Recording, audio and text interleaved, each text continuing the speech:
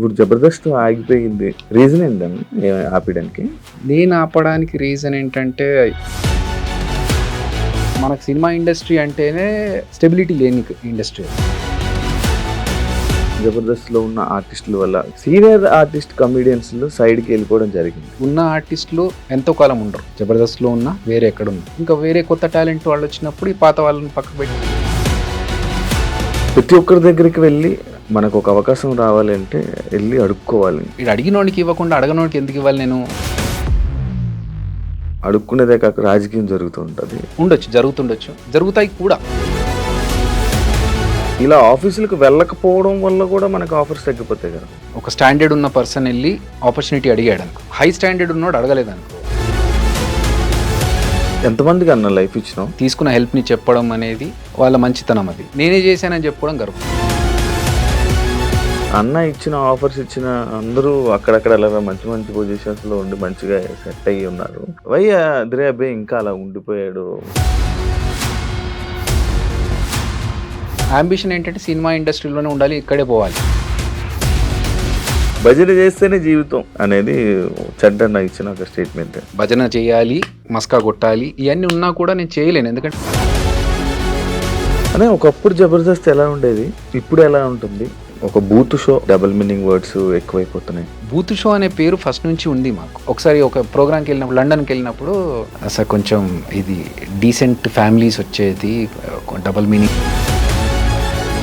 అని జబర్దస్త్ వాళ్ళు బ్యాడ్ మాట్లాడుకోవడం కానీ, వాళ్ళు చేసినంత వరకే మనతో ఉంటారు, అది అయిపోయిన తర్వాత వాళ్ళెవరో మనం ఎవరో ఉన్నట్టు ఉంటారు. అన్నీ పేర్లు చెప్పను, బట్ మా దాంట్లో జబర్దస్త్లో ఒక పర్సన్కి హెల్త్ బాగాలేకపోతే కొన్ని సందర్భాలు ఉంటాయి శివ, అప్పుడు అడగాల్సిన అవసరం లేదు. కానీ అన్ని సందర్భాలు అందరికీ అంటే కష్టం.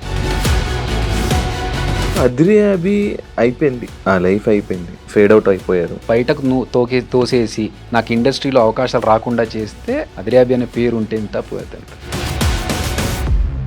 హాయ్ హలో నమస్తే, నేను మీ anchor Shiva. Welcome to iDream media. ఈరోజు మన ముందున్న గెస్ట్, ఇప్పటికే ప్రోమో చూస్తే మీకు నా ముందున్న గెస్ట్ ఎవరు అర్థమైపోయి ఉంటుంది. అదిరే అభి బ్రో ఈరోజు మనతో ఉన్నారు. ఆయనతో మాట్లాడి జబర్దస్త్ విషయాలు, ఆయన యాక్టింగ్, ఆయన లైఫ్ ఎలా వెళ్తుంది ఇప్పుడు ప్రజెంట్ అనే దాని గురించి మనకు తెలియని విషయాలు తెలుసుకునే ప్రయత్నం అయితే చేద్దాం. అండ్ ఈ మధ్య కొన్ని మాటలు వినడం, లైక్ అదే జబర్దస్త్ నుంచి ఒక చంటి అన్న వచ్చి మాట్లాడడము, అదే విషయం పైన కొన్ని మాటలు నేను కూడా వేరే యాక్టర్ నుంచి కూడా తెలుసుకోవాలనిపించి నేను అభిగారిని పిలవడం జరిగింది. అయితే సరే అని వెంటనే వచ్చి ఈరోజు మనతో షేర్ చేసుకోవడానికి అభి బ్రో ఉన్నారు. హాయ్ బ్రో, ఎలా ఉన్నారు? బాగున్నారా? బాగున్నాను బ్రో. ఎప్పటి నుంచో అనుకుంటున్నాను బ్రోతో మాట్లాడాలి, ఒకసారి ఇంటర్వ్యూ చేయాలని. ఈరోజు కుదిరింది బ్రో మనకి. Thank you. ఈ మధ్య కొంచెం ఒక వెబ్ సిరీస్ ఒక డైరెక్షన్ చేస్తున్నాను. సో చాలా సార్లు అనుకున్నాము అని ఇప్పుడు సెట్ అయింది. ఇప్పుడు సెట్ అయింది. ఇప్పుడు జబర్దస్త్ అయిపోయిందా? లేదే, మీరు ఆగిపోయారు. మీరు ఆపేశారు. రీజన్ ఏంటన్నా ఆపేయడానికి? నేను ఆపడానికి రీజన్ ఏంటంటే, ఆల్మోస్ట్ ఒక 9.5 to 10 years చేశాను సేమ్ స్కిట్స్ అన్ని. అంటే ఆల్మోస్ట్ ఇయర్లీ మనకు ఒక 52 స్కిట్స్ చేస్తున్నాం కదా. 500 స్కిట్స్ దాకా జబర్దస్త్లో ఉన్నాయి. అందులో నేను ఒక 400 స్కిట్స్ చేశాను. ఇంకా నాకేంటంటే ఇన్ని సంవత్సరాలు చేసినా ఇంతే. ఇప్పుడు అదిరేబి అనేవాడికి ఒక క్రియేటివ్గా స్కిట్స్ చేస్తాడు అనేది ఒక పేరు వచ్చింది. అంతకంటే ఇంకెక్కువ చేయడానికి అక్కడ స్కోప్ కూడా నాకు పెద్దగా కనిపించలేదు. డబ్బులు మంచిగా ఇస్తారు, ట్రీట్మెంట్ బాగుంటుంది, అన్నీ బాగున్నాయి. కానీ ఒక సాచురేషన్ పాయింట్ వస్తుంది కదా మనకి. ఎక్కడైనా సాఫ్ట్వేర్లో కావచ్చు, లేకపోతే వేరే ఏ వర్క్ చేసినా కూడా ఒక సాచురేషన్ పాయింట్ ఉంటుంది. నెక్స్ట్ ఇంకేం చేయాలి, నెక్స్ట్ లెవెల్కి వెళ్ళాలంటే ఏం చేయాలి. సో ఆ స్టేజ్లో ఉన్నప్పుడు ఫస్ట్ నుంచి నేను డైరెక్షన్ చేయాలనేది నాకు కోరిక. సో ఇలా ఉండి చేయడం కుదరట్లేదు. కంప్లీట్ ఫోకస్ షిఫ్ట్ చేసి టోటల్గా సినిమాల మీద పెడదామని చెప్పి అప్పుడు బయటకు రావడం జరిగింది. సినిమా ఇండస్ట్రీలో కూడా కదన్నా, యాక్టింగ్ అప్పుడు ఇలా సినిమాలో కనిపిస్తుంటారు, మళ్ళీ గ్యాప్ ఇస్తుంటారు, మళ్ళీ వస్తుంటారు, మళ్ళీ గ్యాప్ ఇస్తుంటారు. ఎందుకంటే అది గ్యాప్ మీరు ఇస్తున్నారు, కావాలని ఇవ్వరు. గ్యాప్ వస్తూ ఉంటుంది. మనకి సినిమా ఇండస్ట్రీలో హిట్ ఉంటే ఒకసారి టాప్ రేంజ్కి తీసుకెళ్తారు. ఒక్కొక్కసారి ఎంత పెద్ద యాక్టర్ అయ్యి, ఎంత బిజీగా ఉన్న యాక్టర్ అయినా కొన్ని సందర్భాల్లో సైలెంట్గా ఇంకేం వర్క్ లేకుండా ఇంట్లో కూర్చునే సందర్భాలు కూడా వస్తాయి. సో మనకు సినిమా ఇండస్ట్రీ అంటేనే ఒక స్టెబిలిటీ లేని ఇండస్ట్రీ. అది ఒకసారి అప్ ఉండొచ్చు, ఒకసారి డౌన్ ఉండొచ్చు. కాబట్టి ఈ మార్పులు వెళ్ళడాలు రావడాలు ఇవన్నీ జరుగుతూ ఉంటాయి.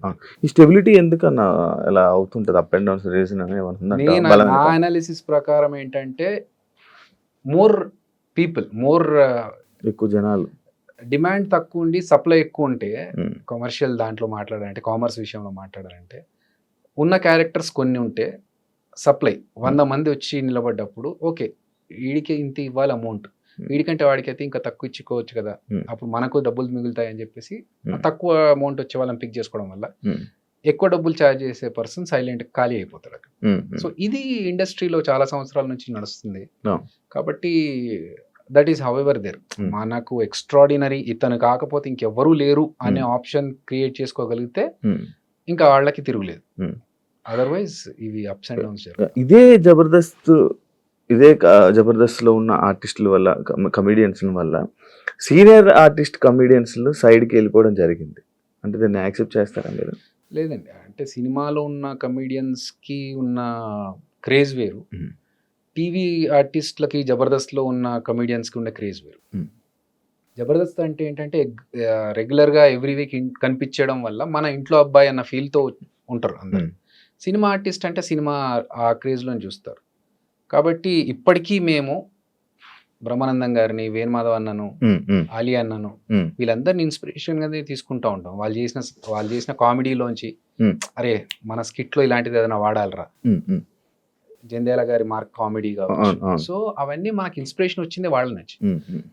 జబర్దస్త్ వాళ్ళు కనిపిస్తున్నారు, ఎక్కువగా కనిపిస్తున్నారు ఈ మధ్య, కొంచెం వీళ్ళని చూడడానికి ఎక్కువగా జనాలు వస్తారని చెప్పేసి సీనియర్స్ని కాకుండా కొత్త వాళ్ళని వీళ్ళని తీసుకుంటే, ఇంతకుముందు చెప్పినట్టు బడ్జెట్ తక్కువ ప్లస్ వీళ్ళని ఎక్కువగా చూస్తున్నారు కాబట్టి వీళ్ళైతే ఇంకొంచెం బెనిఫిట్ ఉంటుండొచ్చు అనే ఒక్కటి తప్ప, టాలెంట్లో వాళ్ళని మించి అయితే కాదు. సో సేమ్ థింగ్, ఇప్పుడు ఉన్న ఆర్టిస్టులు ఎంతో కాలం ఉండరు, జబర్దస్త్లో ఉన్న వేరే ఎక్కడ ఉన్నా, ఇంకా వేరే కొత్త టాలెంట్ వాళ్ళు వచ్చినప్పుడు ఈ పాత వాళ్ళని పక్కకు పెట్టి వాళ్ళని తీసుకుంటారు. It's cycle. ఇప్పుడు డైరెక్షన్ చేస్తున్నారు కదండి, ప్రతి ఒక్కరి దగ్గరికి వెళ్ళి మనకు ఒక అవకాశం రావాలి అంటే వెళ్ళి అడుక్కోవాలి, అడుక్కునేదే కాక రాజకీయం జరుగుతూ ఉంటుంది అని చెప్పి ఒక సందర్భంలో చెప్పడం జరిగింది. అది నిజమా? ఐ మీన్ ఉండొచ్చు, వాస్తవాలు ఉండొచ్చు, దాంట్లో జరుగుతుండొచ్చు కూడా. నేను ఈశ్వర్ సినిమా 22 సంవత్సరాలు ముందు చేశా, మధ్యలో కొన్ని సంవత్సరాలు గ్యాప్ వచ్చింది. ఎందుకంటే నాకు తెలీదు, ఫస్ట్ ఆఫ్ ఆల్ నాకు సినిమా ఇండస్ట్రీ బ్యాక్గ్రౌండ్ లేదు. నేను నా ఫ్యామిలీ అందరు మా దాంట్లో ఫ్యామిలీ నుంచి first person to be a film actor. So నేను సినిమా ఇండస్ట్రీలోకి వచ్చినాక నాకు గైడ్ చేసేవాళ్ళు ఎవరు లేరు. సాఫ్ట్వేర్కి తర్వాత వెళ్ళా, ఫస్ట్ యాక్టర్ గా వచ్చిన తర్వాతనే సాఫ్ట్వేర్కి వెళ్ళా. సో ఒక యాక్టర్ గా నేను ఈశ్వర్ సినిమా తర్వాత గౌతమ్ ఎస్ఎస్ ఇవన్నీ చేస్తున్నప్పుడు నాకు ఆఫీస్లోకి వెళ్ళి వాళ్ళని అడగాలి ఆపర్చునిటీస్, నాకు ఏదైనా అవకాశం ఇవ్వండి, లేకపోతే నేను ఆడిషన్స్ ఇస్తా, ఇవన్నీ నాకు అప్పుడు తెలియదు, నన్ను గైడ్ చేసేవాళ్ళు కూడా లేరు. ప్లస్ ఇంకోటి ఏంటంటే నాకు సరే మనం ఇంత పెద్ద సినిమా చేసాము, మన గురించి చూసారు మోహన్ బాబు గారు, వీళ్ళు పిలిపించి సినిమాలో అవకాశం ఇచ్చారు, అలాగే అందరూ పిలిచి మనం చూసాం కదా. నా పాయింట్ ఏంటంటే గర్వం కాదు, మనం వెళ్ళి వాళ్ళని ఇబ్బంది పెట్టి సార్ నాకు అవకాశం ఏంటారు, వీడు ఆఫీస్ దాకా వచ్చాడు ఏదో ఒకటి ఇవ్వాలి కదా పాపం అని చెప్పి ఏదో క్యారెక్టర్ ఇస్తే అది మనకు సూట్ అవ్వచ్చు అవ్వకపోవచ్చు, దానివల్ల ఎందుకు వాళ్ళకి నిజంగా ఇతను ఈ క్యారెక్టర్కి ఇతనే బాగుంటాడు అనిపిస్తే పిలుస్తారు కదా, పిలిచినప్పుడు మనం వెళ్ళి ఆడిషన్స్ కావాలన్నా ఇద్దాము అనే దృష్టిలో నేనున్నాను. అది ఆ గ్యాప్ పెరగడం వల్ల నాకు సినిమాలు అప్పుడు లేక నేనేం చేశానంటే ఇంకా ఇట్లా కాదు, నేను చదువుకున్నాను కదా, ఆపర్చునిటీస్ కోసం ఆఫర్స్ కోసం వెయిట్ చేస్తూ టైం ఎందుకు వేస్ట్ చేసుకోవడము, డబ్బులు కావాలి, ఫైనాన్షియల్ గా మనం ఒకటి స్టెబిలిటీ ఉండాలి అని చెప్పి నేను అప్పుడు జాబ్కి షిఫ్ట్ అయ్యాను. సో ఇక్కడ రాజకీయాలు జరుగుతాయి అనే విషయం మీరు అన్నారు కదా, దానికి ఉండొచ్చు, జరుగుతుండొచ్చు, జరుగుతాయి కూడా. ఎందుకంటే ఇప్పుడు ఫర్ ఎగ్జాంపుల్ జరిగిందా తెలీదు అంటే నేను పట్టించుకోను, రీజన్ చెప్తా. ఒకసారి నాకు ఒక సీరియల్ కోసం నన్ను ఫోన్ చేశారు, అప్పుడు నేను అసలు సీరియల్స్ చేయాలనే దృష్టిలో లేను, బట్ జాబ్ చేస్తూ జబర్దస్త్ చేస్తూ ఉన్నాను. మంచి పీక్ టైమ్స్లో నాకు ఫోన్ వచ్చింది, ఒక మెయిన్ హీరోగా మిమ్మల్ని సీరియల్ అనుకుంటున్నామండి, మీరు చేస్తే బాగుంటుంది అనుకున్నామంటే ఓకే ఇదేదో బాగుంది. అప్పుడు నేను జాబ్ వదిలేసి టోటల్గా ఇటు షిఫ్ట్ అయిపోవచ్చు, ఎందుకంటే నంబర్ ఆఫ్ వర్కింగ్ డేస్ ఎక్కువగా ఉంటాయి కాబట్టి అని అనుకున్నాను. కట్ చేస్తే కొన్ని రోజుల తర్వాత చిన్న ప్రాబ్లం వల్ల చేంజెస్ జరిగాయండి అని నేను వదిలేసా. సేమ్ పర్సన్ మళ్ళీ నాకు కొన్ని రోజుల తర్వాత కలిసినప్పుడు కొన్ని ఆబ్లిగేషన్స్ వల్ల కొన్ని చేంజెస్ జరిగాయండి అంటే, అప్పుడు నాకు అర్థమైంది. ఓహో! బ్యాక్ ఎండ్‌లో ఏదో జరిగింది అని చెప్పి. బట్ ఏంటి? ఎవరు చేశారు? ఎందుకు చేశారు? అనేది పట్టించుకోవాల్సిన అవసరం అనిపియలేదు నాకు. ఎందుకంటే తెలుసుకొని చేయాల్సిందేం లేదు. I left it. సో, జరుగుతాయి రాజకీయాలనేది డెఫినిట్‌గా. ఇప్పుడు ఫర్ ఎగ్జాంపుల్ ఒక డైరెక్టర్ ఉన్నాడు. అతనికి తెలిసిన పర్సన్ ఉన్నాడు. ప్రొడ్యూసర్ ఉన్నాడు. అతనికి తెలిసిన పర్సన్ ఉన్నాడు. ఇప్పుడు ఇద్దరిలో ఒకరికే ఆపర్చునిటీ ఉందంటే అక్కడ రాజకీయాలు జరుగుతాయి డెఫినిట్‌గా. అవును. మావాడిని పెట్టుకోవాలంటే మావాడిని పెట్టుకోవాలి. వర్త్ ఎవరు అనిపిస్తే వాళ్ళకి ఆపర్చునిటీ వస్తది. నేను అనుకునేది. ప్లస్ ఫేట్ కూడా ఉండాలి. ఇబ్బంది పడలేదన్నా? Okay. It's a part of life journey. జరుగుతా ఉంటాయి. మనం అవి పట్టించుకొని ఇబ్బంది పడుకుంటూ మనం ఆగిపోతే ముందుకెళ్ళలేము. ఇలా ఆఫీసులకు వెళ్ళకపోవడం వల్ల కూడా మనకు ఆఫర్స్ తగ్గిపోతాయి కదా? 100% తగ్గిపోతాయి కాదు, రావు ఫస్ట్ ఆఫ్ ఆల్. అంటే ఇప్పుడు ఒక స్టాండర్డ్ ఉన్న పర్సన్ వెళ్ళి ఆపర్చునిటీ అడిగాడు అనుకో, హై స్టాండర్డ్ ఉన్నోడు అడగలేదు అనుకో, మనం ఏం ఆలోచిస్తాం? హ్యూమన్ సైకాలజీ, ఇది అడిగినోడికి ఇవ్వకుండా అడగనోడికి ఎందుకు ఇవ్వాలి నేను అని ఆలోచిస్తాం. సో ఇక్కడ ఉన్న వాళ్ళకి ఇవ్వచ్చు. అలా మిస్ అయిన ఛాన్సెస్ కూడా ఉండొచ్చు. బట్ నాకేంటంటే ఫస్ట్ ఆఫ్ ఆల్ నాకు వెళ్ళి అడగాలని తెలియదు. సెకండ్ థింగ్, ఇప్పుడు తెలిసిన తర్వాత నాకు పరిచయం ఉన్న డైరెక్టర్స్ దగ్గరికి వెళ్ళి నేను మాట్లాడి అడుగుతున్నాను. ఏదన్నా ఉంటే చెప్పండి, ఆడిషన్స్ వస్తాను, నేను ఇస్తాను, ఫోటోగ్రాఫ్స్ చూడండి, ఇది లుక్ నాది, if you want we can change, ఈ క్యారెక్టర్ ఇలాంటి క్యారెక్టర్స్ అయితే బాగుంటుంది. నో, రీసెంట్లో నేను డైరెక్షన్ చేస్తూ కూడా వేరే డైరెక్టర్స్ని వెళ్ళి కలిసారు. ఎందుకంటే నా అంబిషన్ ఏంటంటే సినిమా ఇండస్ట్రీలోనే ఉండాలి, ఇక్కడే పోవాలి. సో వేరే పెట్టుకోవద్దు మైండ్లో అని చెప్పేసి. అందుకనే ఆడిషన్ తెలియనప్పుడు నేను వెళ్ళలేదు. తెలిసిన తర్వాత వెళ్ళి కలుస్తున్నాను. వేరే డైరెక్టర్స్ మాట్లాడుతున్నప్పుడు ఓకే ఏమైనా ఆపర్చునిటీస్ ఉంటే Still. ఇప్పటికైనా. సో తెలిసిన తర్వాత అడుగుతున్నాను. అట్లా అని చెప్పి వాళ్ళని ఇబ్బంది పెట్టడం కాదు. ఇప్పుడు వాళ్ళు ఏంటి, అరే పాపం అతను అడుగుతున్నాడు, చాలా రోజుల నుంచి వెంటపడుతున్నాడు కదా, ఏదో క్యారెక్టర్ ఇచ్చేయాలని చెప్పి ఇచ్చారనుకోండి. అప్పుడు ఏంటి, అక్కడికి వెళ్ళి గుంపులో ఒక నలుగురిలో ఒకరు నిలబడాలనుకో, అప్పుడు మనకు సాటిస్ఫాక్షన్ ఉండదు. చేయవు అన్నాలంటే ఒకవేళ వచ్చినా కూడా గుంపులో అంటే దానికి ఒక రికగ్నైజేషన్ ఉండాలి. 22 సంవత్సరాల నుంచి ఉన్నాను ఇండస్ట్రీలో.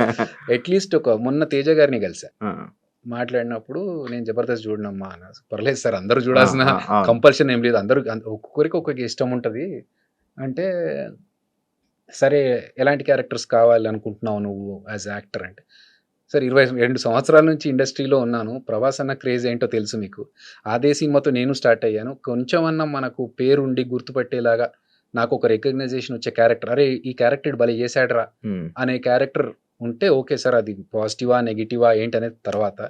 చిన్న క్యారెక్టర్ అయినా పెద్ద, ఒక్కొక్క చిన్న క్యారెక్టర్లకు కూడా ఉండిపోతాయి లైఫ్. సో అట్లా పర్టికులర్ గాని కాదు, కానీ నలుగురులో కొంతమంది ఏం చేస్తారంటే, ఓకే జబర్దస్తులు నలుగురు ఉండాలి ఫ్రెండ్స్, హీరో ఉంటాడు, హీరోతో పాటు ఒక నలుగురు గ్యాంగ్ ఉంటుంది, ఊరికే ట్రావెల్ చేస్తూ ఉంటారు, డైలాగులు ఉన్నా లేకున్నా. అలాంటివి చేసి వేస్ట్. దానివల్ల మన టైం వేస్ట్, వాళ్ళ టైం వేస్ట్. ఊరికే ఎంతమందికి అన్న లైఫ్ ఇచ్చినావు నార్మల్గా? పెద్ద మాట అది, లైఫ్ ఇచ్చడం అనేది. అట్లేం లేదు. ఇప్పుడు నాకు ఒకరు ఆపర్చునిటీ ఇస్తేనే నేను ఇండస్ట్రీలోకి వచ్చాను. సో మనకు కుదిరినప్పుడు ఒకరికి ఏమైనా హెల్ప్ చేస్తే వాళ్ళ టాలెంట్ చూపించుకుంటారు కదా, అంతే తప్ప టార్గెట్ పెట్టుకొని వీళ్ళకి ఇలా చేయాలి, హెల్ప్ చేయాలి అన్నది అలాంటి ఇంటెన్షన్ అయితే లేదు. జబర్దస్త్లోని కానీ ఇందులోనే కానీ బయట ఉన్న ఆర్టిస్టులు కానీ సగం మంది చెప్పుకుంటారు, నేను ఈయన వల్ల వచ్చాను, ఈ పొజిషన్లో ఇలా ఉన్నాను అని చెప్తూ ఉంటారు. ఏమనిపిస్తుంటుంది అన్న నీకు? అది వాళ్ళ గ్రాటిట్యూడ్ చూపించుకోవడం, వాళ్ళు మంచి ఉద్దేశంతో వాళ్ళు తీసుకున్న హెల్ప్ని చెప్పడం అనేది వాళ్ళ మంచితనం. అది నేనే చేశానని చెప్పుకోవడం గర్వం. So I don't believe in that. ఇప్పుడు ఆదికే కావచ్చు, మిగతా అందరికీ కావచ్చు, వాళ్ళకున్న టాలెంట్తోనే పైకి వచ్చారు. మనం ఒక చిన్న సపోర్ట్ ఇచ్చాము, వాళ్ళకు ఒక ఆపర్చునిటీ ఇచ్చాము తప్ప, వాళ్ళని ఫస్ట్ నుంచి మనమే స్టార్ట్ చేసి మనమే క్రియేట్ చేసి మొత్తం పెడితే అది గ్రేట్. సో వాళ్ళకున్న టాలెంట్కి నేను కొంచెం సపోర్ట్ చేసి పుష్ చేశాను. అది వాళ్ళు చెప్పుకోవడం వాళ్ళ మంచితనం. అది యాక్చువల్ రీసెంట్గా నేను ఒకటి విన్నది, అన్న ఇచ్చిన ఆఫర్స్ ఇచ్చిన అందరూ అక్కడక్కడ అలా మంచి మంచి పొజిషన్స్లో ఉండి మంచిగా సెట్ అయ్యి ఉన్నారు, వై అదిరే అబ్బాయి ఇంకా అలా ఉండిపోయాడు అనేది ఒకటి ఉంది. దానికి ఏం చెప్తాను? ఏమో నాకు ఐడియా లేదు, బట్ నేను నా ఫ్లోలో నేను వెళ్తున్నాను. ఏదో ఎమోషన్ అవుతున్నాను. లేదు కొంచెం స్ట్రెచ్ చేసుకుంటున్నాను కాదు, 2-3 రోజుల నుంచి వర్కౌట్ చేయట్లేదు, అందుకే కొంచెం స్ట్రెచ్ చేసుకుంటాను. బట్ ప్రాబ్లం ఏంటంటే, నేను ఎక్కువగా దాని గురించి ఆలోచన, నేను ఎందుకు ఇక్కడే ఉండిపోయాను. ఐఎమ్ స్టిల్ రన్నింగ్ 22 years తర్వాత కూడా I'm still in the industry. So అదొక హ్యాపీనెస్. ఒక బాధలో కూడా నేను పాజిటివ్ సైడ్ చూడడానికి ట్రై చేస్తాను. I try to be optimistic every time. So I'm happy with what I'm now. ఎందుకంటే నా లైఫ్లో టచ్ వుడ్ నేను అప్పు చేయాల్సిన సందర్భం రాకుండా చూసుకున్నాను. నాకు మేబీ మీరు అన్నట్టుగా యూనో ఎక్కువగా వెళ్ళిపోయి కలిసిపోయి వాళ్ళతో కూర్చొని మాట్లాడి మన కొంచెం ఆపర్చునిటీస్ కోసం ట్రై చేయడం అవన్నీ మనకు తెలియదు. నెట్వర్కింగ్ అంత ఎక్కువ లేదు. వచ్చినప్పుడు కలిసినప్పుడు మాట్లాడినప్పుడు మాత్రమే ఏంటి అని. అంతే తర్వాత ఒకసారి షూట్ అయిపోయినా ఆఫీస్ అయిపోయినా ఏదైపోయినా నేను డైరెక్ట్ ఇంటికే, ఇంకా వేరే ఫ్రెండ్స్ దగ్గరికి వెళ్ళి ఆడుకోవడాలు టైం పాస్లు చేయడాలు ఏం లేవు అస్సలు. ఏం ఏ అలవాటు లేదు. ఎక్కడ టైం పాస్లు చేసేది లేదు. ఎప్పుడో ఎవరిదో ఫ్రెండ్ బర్త్డే ఉంది ఖచ్చితంగా వెళ్ళాలి అంటే తప్ప, ఒక బర్త్డేకి వెళ్ళడం తప్ప అదర్వైజ్ ప్రెసెంట్ హ్యాపీగా నేను ఇంట్లో కూర్చొని టీవీలు చూసుకుంటే సినిమాలు చూసుకుంటే అదే నా టైం పాస్. సో మేబీ అదొక రీజన్ కావచ్చు. అదర్వైజ్ అంటే నాకు ఎప్పుడు ఆ ఫీలింగ్ రాలేదు. అందరూ ముందుకు వెళ్ళిపోతున్నారు నేను ఇక్కడ ఉండిపోయానే అనే ఫీలింగ్ నాకైతే లేదు. ఎందుకంటే నేను ఉన్న దాంట్లో నాకు హ్యాపీగా ఉన్నాను. ఇదే టాపిక్. భజన చేస్తేనే జీవితం లైఫ్ అనేది చంటన్న ఇచ్చిన ఒక స్టేట్మెంట్. భజన చేయాలి, ఇండస్ట్రీలో ఉండాలంటే భజన చేయాలి. వాళ్ళు నీకు ఏదైనా ఉండాలన్నా ముందుకెళ్ళాలని ఇది ఉండాలి. అది నాకు లేదు, నేను ఇక్కడ ఉండిపోయాను. దానికి యాక్సెప్ట్ చేస్తాను. ఉండొచ్చు. That's what I'm saying. నాకు తెలుసు భజన చేయాలి, మస్కా కొట్టాలి, ఇవన్నీ ఉన్నా కూడా నేను చేయలేను. ఎందుకంటే నాకు రాదు. అది ఆర్టిఫిషియల్గా తెలిసిపోతుంది శివ. ఇప్పుడు మన దగ్గరకు ఒకడు వచ్చి అన్నా నువ్వు అస్సలు తోపన్నా, నీ కామెడీ అద్దరిపోద్దన్నా పడిపడి నవ్వుతా అంటే నాకు తెలుసు. అరే నా స్టాండర్డ్ ఏంటో నాకు తెలుసు, నువ్వు చెప్పేది పేకుతున్నావని నాకు తెలుసు. సో అర్థమైపోతుంది వీడు మస్కా కొడుతున్నాడు. ఆ మస్కా కూడా ఏంటి కొంతవరకు రియలిస్టిక్గా ఉంటే ఓకే, అన్నా నీ బాడీ చూస్తే జిమ్ బాడీ ఇక్కడ అర్థమైపోతుంది. ఇది ఎగ్జాజరేట్ చేసి చెప్తారు చూసారా, మనకు అర్థమైపోతుంది వీడు కొంచెం ఆర్టిఫిషియల్ క్యాండిడేట్, వీడితో దూరం ఉండదు. సో ఇదే థింగ్ మనం అవతలతో చేయొద్దు. ఇప్పుడు ఒక హీరో సినిమా ఫ్లాప్ అయింది అనుకుందాం, మనం వెళ్ళి అద్దరిపోయింది సార్ సినిమా అద్దరిపోయింది అన్నా, అసలు నువ్వు నెక్స్ట్ అది ఇది అని చెప్తే వాళ్ళకి తెలియదు ఆ సినిమా పోయింది వీడు ఏదో పేకుతున్నాడని. అప్పుడు ఏంటి మన గురించి మన జెన్యూనిటీ గురించి వాళ్ళకు ఒక డౌట్ క్రియేట్ అవుతుంది. ఎందుకు అది చేయడం? అట్లాంటి విషయాల్లో నేను చెప్పకుండా ఉండడం ప్రిఫర్ చేస్తా. అబద్ధం చెప్పి వాళ్ళని కన్విన్స్ చేసి మోసం చేయడం కంటే ఐ రాదర్ కీప్ క్వైట్. నిజంగా బాగుండి నిజంగా ఎక్స్ట్రాడినరీ అనిపించినప్పుడు వెళ్ళి చెప్తా. అది మస్కా కదా, అలా వాళ్ళకి కూడా తెలుస్తుంది జెన్యూన్. అనే ఒకప్పుడు జబర్దస్త్ ఎలా ఉండేది, ఇప్పుడు ఎలా ఉంటుంది? రాను రాను ఒక బూత్ షో అని చెప్పి కామెంట్స్, రాను రాను కామెడీ తగ్గిపోయింది, డబుల్ మీనింగ్ వర్డ్స్ ఎక్కువైపోతున్నాయి అనే దానిపై నువ్వేమని చెప్పాలనుకుంటున్నా? యాక్చువల్గా బూత్ షో అనే పేరు ఫస్ట్ నుంచి ఉంది మాకు. అది ఎలా చెప్పాలి, ఇప్పుడు నేను ఒక స్కిట్ చేశాను. నేను ఒక ఎంఎస్సి ఎలక్ట్రానిక్స్ బ్యాక్గ్రౌండ్ పీజీ స్టూడెంట్ని, సాఫ్ట్వేర్ బ్యాక్గ్రౌండ్ నుంచి వచ్చి జనాలు ఎంజాయ్ చేస్తున్నారు ఇదే ప్యాటర్న్ ఏమో అనుకునే ఒక అపోహతో ఒక స్కిట్ చేసా. దానికి బండబూతులు పడ్డాయి నాకు, తిట్లు. అరే ఇది కాదా, ఓకే ఐ రియలైజ్డ్ చెయ్యొద్దు ఇలా అని చెప్పి. కానీ వర్స్ట్ థింగ్ ఏంటంటే శివ, ఇప్పుడు అదే క్లిప్ ఏదైతే ఉంటుందో అది వైరల్ ఉంది. ఇంకా 10 సంవత్సరాలు కూడా అదే క్లిప్ వైరల్ ఉంది. నేను సోషల్ రెస్పాన్సిబిలిటీ ఉంది మనకు కూడా, మనం చేయాలి, మంచి విషయాలు చెప్పాలి, జనాలకి మెసేజ్ చెప్పొచ్చు దీని ద్వారా అని చెప్పి చెట్ల గురించి, చెట్లు నాటాలనే విషయం, నీళ్లు సేవ్ చేయాలనే విషయం కావచ్చు, ఇలాంటి చాలా విషయాలు చెప్పాను. తడి చెత్త పొడి చెత్త ఈ సెపరేషన్ గురించి చాలా మందికి తెలియదు. ఈ స్కిట్స్ లో భాగంగా చెప్తే ఏమైనా ఇన్ఫర్మేషన్ వస్తుందేమో, అసలు ఎవడు పట్టించుకోలేడు దాని గురించి. సో బూత్ షో అని అన్నారు, అవి జరిగినాయి. కానీ చాలా మంది ఏంటంటే వచ్చి మేము బాగా ఎంజాయ్ చేస్తామండి ఇలాంటి స్కిట్స్ అని కూడా చెప్పిన వాళ్ళు ఉన్నారు. సరే అప్పటికి ఇప్పటికీ మారింది, రాను రాను ఇంకా వర్స్ట్ అవుతుంది అంటే మేబీ ఆడియన్స్ పర్స్పెక్టివ్ కూడా మారుతుంది. ఒక డికేడ్ 10 years అవుతుంది కదా జబర్దస్త్ స్టార్ట్ అయ్యి. సో అప్పుడున్న ఆడియన్స్ ఇప్పుడున్న ఆడియన్స్కి జనరేషన్ మారేసరికి ఆ తేడా వల్ల మేబీ అలా అనిపిస్తుందేమో. బట్ ఎక్స్ట్రీమ్ వెళ్ళిపోయి చేస్తున్నవైతే ఏం లేవు. ఆల్రెడీ ఫస్ట్ నుంచి ఉన్నవే ఇప్పుడు చేస్తున్నారు. ఇప్పుడున్న వాళ్ళు కూడా మా టీమ్స్లలో ఉన్న వాళ్ళు ఇప్పుడు టీమ్ లీడర్స్ అయ్యారు. అంతే తప్ప మరీ బండబూతులకు వెళ్ళిపోయి వల్గర్గా చేస్తున్నా ఉంటే ఉండొచ్చు. నేను చూడలేదు చాలా రోజులు, ఈ మధ్య కాలంలో చూడట్లేదు. నేను వెబ్ సిరీస్ డైరెక్షన్ లో ఉన్నప్పుడు ఇంకా నాకు టైం సరిపోవట్లేదు. ప్రోమోస్ వరకు చూస్తున్నాను కానీ అక్కడికి వెళ్ళి చూసే టైం దొరకట్లేదు. కాకపోతే ఇంకొక విషయం శివ, ఇప్పుడు కొన్ని పాత సినిమాలు వస్తూ ఉంటాయి. ఆ పాత సినిమాలో హీరో హీరోయిన్ మాట్లాడుకున్న డబుల్ మీనింగ్స్ గురించి మీమ్స్ వస్తూ ఉంటాయి. ఇప్పుడు రీసెంట్ గా వైరల్ అవుతున్నాయి. అరే మనము 10 ఏళ్ల కింద మనము మాట్లాడిన మాటలు, ఇప్పుడు 5 ఏళ్ల కింద మాట్లాడిన మాటలు, ఈ పెద్ద పెద్ద హీరోలు, పెద్ద పెద్ద స్టార్స్ అప్పుడు అవును. ఈళ్ళు మాట్లాడినప్పుడు దాని గురించి ఎవరు అనలేదు, క్వెషన్ చేయలేదు. హ్మ్. తర్వాత మనం ఏదో బచ్చగాళ్ళం ఇప్పుడు. వాళ్ళ ముందు స్టాండర్డ్‌కి మన స్టాండర్డ్ ఎంత? వాళ్ళే మాట్లాడినప్పుడు అబ్జెక్షన్ పెట్టలేదు ఆడియన్స్. ఇప్పుడు ఎందుకు దీని మీద పడుతున్నారు? దీని హ్మ్. బండి బూత్ షో అంటున్నారు. హ్మ్. అనేది ఒక చిన్న బాధ అంతే. అంటే ఈ 'జబర్దస్త్' వాళ్ళు చేసినంత వరకే దాని తర్వాత దాన్ని అందులోనున్న వాళ్ళలోనే వెనక బ్యాడ్ మాట్లాడుకోవడం గాని, లేకపోతే ఏది పడితే అది మన గురించి స్ప్రెడ్ చేసి మనల్ని తీసేయడం అలాంటివన్నీ జరుగుతా ఉంటాయి. అండ్ ఇంకోటి మనకి వాళ్ళు సపోర్ట్ ఏమి ఉండరు. ఆళ్ళు చేసినంత వరకే మనతో ఉంటారు. అది అయిపోయిన తర్వాత వాళ్ళెవరో మనమెవరో ఉన్నట్టు ఉంటారు అని స్టేట్మెంట్‌కి నువ్వేం చెప్తావు? ఎవరు 'చంటి' అన్నాడా ఇది? హ్మ్. సరే. ఇండస్ట్రీలో ఫ్రెండ్స్ అనేవాళ్ళు ఉండరు బ్రో. హ్మ్. నేను 22 సంవత్సరాల నుంచి ఉన్నాను ఇండస్ట్రీలో. హ్మ్. ఫ్రెండ్స్ అనేది చాలా rare case scenarios in the industry, film industry. హ్మ్. ఎందుకంటే ఒక సినిమా చేస్తున్నప్పుడు ఆ కంపానియన్‌షిప్ ఎలా ఉంటదంటే, ఆ వారం 10 రోజులు ఒక అరకులో షూటింగ్ జరుగుతుందనుకోండి. హ్మ్. అప్పుడు you are my best friend. Hmm. ఎందుకంటే ఇంకా వేరే ఎవరు ఉండరప్పుడు. హ్మ్. హ్మ్. సో, అప్పుడున్న ఫ్రెండ్‌షిప్ వేరు. కానీ అదే లైఫ్ లాంగ్ కంటిన్యూ చేయాలని అవతల వాళ్ళు ఎక్స్‌పెక్ట్ చేస్తారు కదా! హ్మ్. That won't happen. హ్మ్. ఎందుకంటే ఈళ్ళు నెక్స్ట్ సినిమాకెళ్ళినప్పుడు అక్కడ ఇంకో ఫ్రెండ్ దొరుకుతాడు. హ్మ్. హ్మ్. సో, ఇది రొటేట్ అవుతా ఉంటది. హ్మ్. ఎవరి పనులు వాళ్ళకే ఉండి, ఎవరి బిజీ వాళ్ళకే ఉంటుంది. హ్మ్. హ్మ్. సో, అవతల వాళ్ళకి హెల్ప్ చేయడం అనేది ఒక రేంజ్ వరకు ఓకే. హ్మ్. ఫర్ హ్మ్. ఎగ్జాంపుల్ ఇప్పుడు నువ్వొచ్చి, "అన్న నాకిది ఒక చిన్న విషయం ఉంది. నాకు ఒక సజెషన్ కావాలి, ఒక హెల్ప్ కావాలి." ఇది ఇది అన్నాను అనుకో, నా వల్ల ఎంత అయితదో అంత చేయగలుగుతాను. నా అంతకు నేనే వచ్చి నీ దగ్గరికి, "ఏంటి నీ పొజిషన్?" అనే వాళ్ళే చాలా తక్కువ మంది ఇండస్ట్రీలో. హ్మ్. హ్మ్.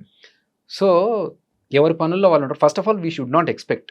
ఎక్స్‌పెక్ట్ చేయకూడదు. ఎక్స్‌పెక్ట్ ఎక్స్‌పెక్టైజ్ చేయకూడదు. చేసుకోవడం వల్ల ఇలాంటివన్నీ వస్తాయి. ఎగ్జాక్ట్‌లీ. ఇప్పుడు మనము నేనెందుకు వేరే ఫ్రెండ్స్‌తోని తిరగను, ఇంటికెళ్ళిపోయి నా పని నేను చేసుకుంటా అంటే, ఈ ఫ్రెండ్‌షిప్ అనేది సినిమా ఇండస్ట్రీలో not a workout. Genuine thing. హ్మ్.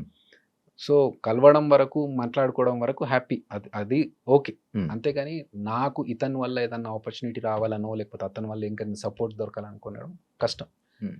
మనం ఎక్స్‌పెక్టేషన్స్ పెట్టుకోకపోతే మనం హ్యాపీగా ఉంటాం. హ్మ్. ఇప్పుడు ఆ ఎక్స్‌పెక్టేషన్ పెట్టుకోకుండా ఉండాలంటే మనం ఏం చేయాలి? హ్మ్. మనకు తగ్గట్టుగా మనం ప్లాన్ చేసుకోవాలి. హ్మ్. హ్మ్. అంతే తప్ప ఇప్పుడు నాకు కష్టాలున్నాయని నేను చెప్పి ఏదైనా అవసరం ఉంది అనుకుంటే ఒకసారంటే, 2 సార్లంటే అవతలోళ్ళు హెల్ప్ చేస్తారు. హ్మ్. ఎన్ని సార్లు చేస్తారు అవతల వాళ్ళు? ఆ!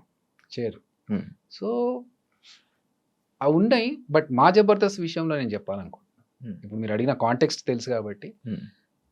పేర్లు చెప్పను. బట్ మా దాంట్లో 'జబర్దస్త్‌లో' ఒక పర్సన్‌కి హెల్త్ బాలేకపోతే మేమందరం కలిసి సపోర్ట్ చేసుకొని అతను అడగలేదు. అయినా గూడా మన ఫ్యామిలీ మెంబర్, మన నాకు 'జబర్దస్త్' ఫ్యామిలీ నాకు మెంబర్ స్ట్రైక్ అని అయింది. చెప్పేసి అందరం కలిసి సపోర్ట్ చేసాం. అప్పుడు నాగబాబు గారు, రోజా గారు అందరూ సపోర్ట్ చేశారు హ్మ్. డబ్బులిచ్చి. హ్మ్. హ్మ్. ఆపరేషన్ చేపించుకోవడానికి. ఒక పర్సన్‌కి ఆహ్, వాళ్ళ పేరెంట్స్ చనిపోతే ఇక్కడి నుంచి ఎళ్ళడానికి డబ్బులు లేవంటే మళ్ళీ మేమందరం కలెక్ట్ చేసుకొని ఇచ్చాం. హ్మ్. అప్పుడు గూడా అతను అవతల పర్సన్ అడగలేదు. సో, కొన్ని సందర్భాలు ఉంటాయి శివ. అప్పుడు అడగాల్సిన అవసరం లేదు. ఇచ్చేస్తాం. చేస్తాం అందరూ ఎంత అయితే అంత ఎవరి వల్ల ఎంత ఎంత జరుగుతే అంత. కానీ అన్ని సందర్భాలు అందరికీ అంటే కష్టం. ఆ సందర్భం కూడా ఒకటి ఉంటది. ఫర్ ఎగ్జాంపుల్ ఒకరి ఫాదర్ చనిపోయారు. ఇక్కడి నుంచి అంత్యక్రియలకెళ్ళడానికి కూడా ఎళ్ళే పరిస్థితి లేదు అన్నప్పుడు that is a worst situation. ఆ హ్మ్. సిట్యుయేషన్‌లో మన దగ్గర ఉన్నా లేకున్నా తీసివ్వాలి ఎక్కడి నుంచన్నా. ఆ! కానీ వేరే కాంటెక్స్ట్‌లో అవసరం ఉంది ఇవ్వాలి అన్నప్పుడు హ్మ్. ఎంతవరకు అది అవసరం? హ్మ్. దానికి ఎంతవరకు హెల్ప్ చేయొచ్చు అనేది కూడా అందరూ ఆలోచిస్తారు. హ్మ్. సో, అక్కడే జరుగుతాయి కొన్ని. ఆ! ఇంకోటి ఆడియన్స్ 'అద్రి అభి' అయిపోయింది. ఆ లైఫ్ అయిపోయింది. ఇంకా ఆయన ఫేడ్ ఔట్ అయిపోయారు. ఇంక కనిపియరు అనే వాళ్ళకి ఏం చెప్తావన్న? ఓకే. That's okay. నేను లైఫ్ లాంగ్ ఇక్కడ ఉండను. నేను మనిషినే ఉండను కొన్ని సంవత్సరాల తర్వాత అనుకున్నప్పుడు, అదిరాబి అనే పేరు ఉంటే ఎంత పోతే ఎంత. హ్మ్. అది డౌన్‌ఫాలే కదన్నా! I don't think so. See నన్నెవరో బయటకు తోసేసి, హ్మ్. నాకు ఇండస్ట్రీలో అవకాశాలు రాకుండా చేస్తే, హ్మ్. హ్మ్. అప్పుడు నేను బాధపడాలి. హ్మ్. హ్మ్. నేను నా అంతకు నేను గదా బయటకొచ్చింది 'జబర్దస్త్' నుంచి. అవును. అండ్ 'అదిరాబి' is only for 'Jabardasth.' I am Abhinay Krishna. Abhinay Krishna. నేను యాస్ ఎ డైరెక్టర్ నేను బయటకొచ్చి ఒక ప్రాజెక్ట్ చేసుకుంటున్నాను 'ఆహాలో.' హ్మ్. సో, నాకు దానికి తగ్గట్టుగా ఒక స్క్రిప్ట్ రెడీ చేసుకున్నాను. డైరెక్షన్ చేసుకున్నాను. ఇప్పుడు కంప్లీట్ అయ్యి పోస్ట్ ప్రొడక్షన్‌లో ఉన్నాను. So, I'm happy with what I'm doing. ఎవడో ఏదో అనుకున్నాడు. హ్మ్. దానికి మనం ఆన్సర్ చెప్పాలనేది సిల్లీ. హ్మ్. నాకు కావాల్సింది నేను డైరెక్టర్ అవ్వాలనుకున్నాను. హ్మ్. అవుతున్నాను. దానికోసం నేను అదిరాబిగానే జబర్దస్త్‌లోనే కంటిన్యూ చేస్తేనే ఉంటా అంటే అది వర్క్ అవ్వదు. హ్మ్. హ్మ్. కొన్నిసార్లు ఫోకస్ షిఫ్ట్ చేయాలి. హ్మ్. సో దానికి వాళ్ళు పడిపోయాడు, లేడు, అవుట్, ఫేమ్ అవుట్ అనుకుంటే దట్స్ ఓకే. నేను అలా అనుకుంటే నేను ఇన్ని సంవత్సరాలు ఆల్మోస్ట్ 3 ఇయర్స్ అయింది 3 జబర్దస్త్ years వదిలేసి. నేను మొత్తం గడ్డం పెంచేసి మొత్తం లాంగ్ హెయిర్‌తో నాకు తెలుసు ఆ లాంగ్ హెయిర్‌తో, బియర్డ్‌తో కంప్లీట్ లుక్కే చేంజ్. నేను ఇంటెన్షనల్‌గా చేశా. అదిరే అభి అనేవాడు కనిపియొద్దు కొన్ని రోజులు. ఒక డిఫరెంట్ పర్సన్‌ని ఒక యాక్టర్ లాగా చూపెట్టాలి మనము అని నేను ఇంటెన్షనల్‌గా చేసినప్పుడు ఇంకొకళ్ళు అవతలోళ్ళు అనుకుంటే ప్రొఫెషనల్‌గా చాలా స్ట్రిక్ట్ అంట కదా బ్రో నువ్వు? I love discipline. ఎందుకన్నా అది? నాకొచ్చింది స్కూల్ డేస్ నుంచి నాకు డిసిప్లిన్ వచ్చింది. హ్మ్. అలా ఉంటే కరెక్ట్ అనిపించింది. కానీ అది ప్రతిసారి పనికిరాదు అని అంటారు నాకు ఓకే. ఇండస్ట్రీలో. That's okay. See definitely. Yeah. ఇప్పుడు నేను టీమ్ లీడర్‌గా ఉన్నప్పుడు నా టీమ్ షార్ప్ 7 అంటే 7కి వచ్చేయాలి. రాకపోతే I can take action as a team leader. But నేను ఇంకొకరి దగ్గర పనిచేస్తున్నప్పుడు if I expect the same thing from other person, అతను రాకపోతే నేను అతని దగ్గర యాక్షన్ తీసుకోలేను కదా. బట్ ఒక 2 సార్లకు 3 సార్లకు అతను తెలుస్తా, అరే వీడు 7 అంటే 7కి వచ్చేస్తున్నాడు, నేనే కొంచెం లేట్ వస్తున్నాను, అయితే నేను ముందన్న రావాలి, లేకపోతే వీడికి లేట్గానే రమ్మని చెప్పాలి. మనం ఎంత పని కరెక్ట్గా చేస్తున్నాం, ఆ టైంకి వచ్చిన వాల్యూ ఏంటనేది మనం మెయింటైన్ చేస్తే చాలు. అవతలోళ్ళు మనకు సేమ్ రిఫ్లెక్షన్ ఇచ్చినా లేకపోయినా మనం ప్రాపర్గా ఉండాలి టైంకి అనేది నా ఫీలింగ్. ఇప్పుడు సడన్ గా డైరెక్షనా లేకపోతే ఫస్ట్ నుంచి అనుకునే నేను చాలా రోజుల నుంచి అనుకుంటున్నాను. ఈవెన్ జబర్దస్త్లోకి రాకముందు నుంచే నా ప్లానింగ్ ఉండింది, డైరెక్షన్ ప్లానింగ్ ఉండింది. ఆల్రెడీ ఒక 2 స్క్రిప్ట్స్ పెట్టుకొని అప్పుడు అప్రోచ్ అయ్యాను. ఆల్మోస్ట్ లాస్ట్ ఇంకా బడ్జెట్ అప్రూవ్ అయ్యే స్టేజ్లో అది హాల్ట్ అయిపోయింది.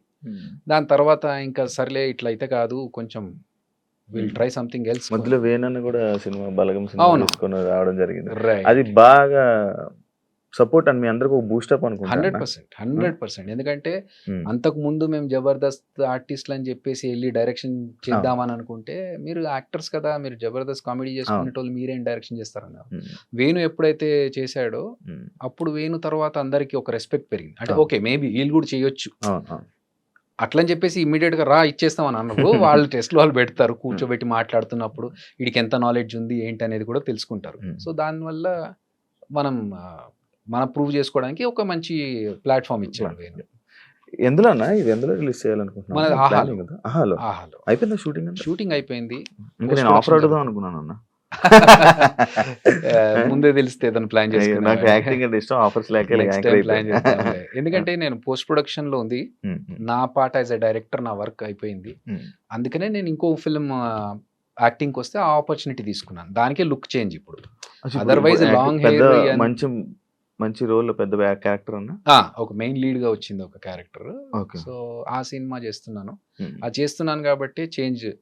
అండ్ కాకపోతే అక్కడ సైడ్ నా డైరెక్షన్ సైడ్ అంతా వర్క్ అయిపోయింది కాబట్టి అది అయిపోయిన తర్వాతనే షిఫ్ట్ అయ్యి, అదర్వైజ్ పనులు సగంలో వదిలేసి ఇక్కడ రావడం కరెక్ట్ కాదు. అంటే నువ్వు నార్మల్గా నువ్వు ఇలాగ యాక్టింగ్ చేయాలి, నీది ఇది రోలు, నువ్వే మెయిన్ లీడు ఇది అనగానే వెళ్ళి ఫ్రీగా అది ఏంటి స్టోరీ కూడా వినకుండా వెళ్ళి నార్మల్గా చేసేస్తావా? అలా చేసిన కూడా కొన్ని ఉన్నాయంటాను. లేదు, నేను చేయలేదు అట్లా. అలా చేయలేదు. అలా వచ్చిన సినిమాలు సబ్జెక్టులు వచ్చి ఇలా మీరు చేస్తే బాగుంటుంది మెయిన్ లీడ్గా అని కొన్ని సినిమాలు వచ్చాయి, కంటెంట్ అది విని వద్దులే అని చెప్పారు, చెయ్యనని చెప్పారు. ఎందుకంటే అలాంటి కంటెంట్ చేసి పాడు చేసుకోవడం కంటే వద్దు అని చెప్పేసి. మీలో ఎవరు కోటీశ్వరుడికి క్రియేటివ్ డైరెక్టర్? నేను క్రియేటివ్ డైరెక్టర్. తెలుసా ఎవరికి? అందరికి తక్కువ మంది కదా. అంటే ఐ మీన్ అవసరం ఉన్న వాళ్ళకి తెలుసు. బట్ చిరంజీవి గారు చేసినప్పుడు మీలో ఎవరు కోటీశ్వరుడు 4th సీజన్ అది. అవును, ఆ సీజన్ కి నేను క్రియేటివ్ డైరెక్టర్గా చేశాను. అప్పటికి నీకు ఫేమ్ ఉండే కదా? అప్పటికి జబర్దస్త్ చేస్తున్నాను. మరి ఎందుకన్నా అది నాకు చిరంజీవి గారితో వర్క్ చేయడం, ఆయన అప్పటికి ఇంకా 150 రిలీజ్ అవ్వలేదు. సో అది షూటింగ్ లో ఉంది, ఈ ఆపర్చునిటీ ఉంది. చిరంజీవి గారు చాలా గ్యాప్ తర్వాత is coming back in to cinema. So ఆ టైంలో ఈ ఆపర్చునిటీ వచ్చినప్పుడు నేను ఎట్లా మిస్ చేసుకోవాలి. నేను ఇంకా మీరు అడిగారా వచ్చిందో? నాకు ఇది రిక్వైర్మెంట్ ఉందని తెలిసింది క్రియేటివ్ డైరెక్టర్గా. నేను if you are okay then I can work అని చెప్పేసి ఇంటర్వ్యూ జరిగింది. ఇంటర్వ్యూలో వాళ్ళకు నేను ఒక పీపీటీ షేర్ చేసి అవన్నీ చేసాను. ఆల్రెడీ కార్పొరేట్ స్టైల్లో వర్క్ చేసుకున్నాను కాబట్టి సో వాళ్ళకి అది నచ్చి తర్వాత వాళ్ళు నన్ను తీసుకున్నారు.